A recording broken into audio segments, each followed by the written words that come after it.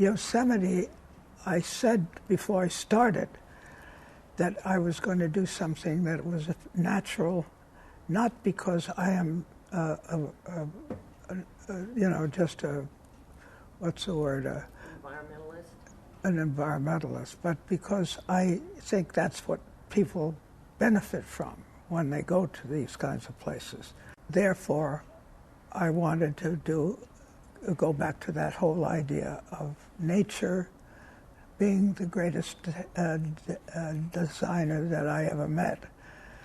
Stern Grove, I designed it in such a way that everybody would come in, and I now can admit this, and that is that I've been a little surprised because my wife the other day, who was asking me to do a dance program with her, Stern Grove, said, "Boy, that is a beautiful thing that you designed." That was the first time in forever that she's ever said anything like that.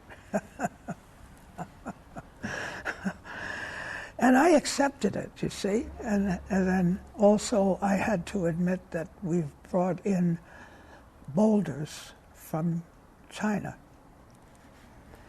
I want to admit that, after all, there are some areas that the fact that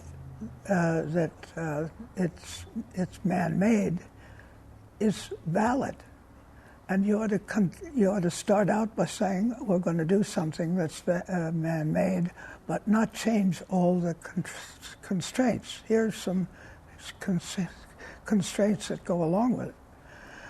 And that's perfectly all right as far as I'm concerned. National parks ought to cherish the quality of nature and what nature does to the country and what it does to the environment itself. Because as far as I'm concerned, that's the essence of what design ought to be about. Taking the qualities of the natural energies that you see when you get up on the high country, when you see a piece of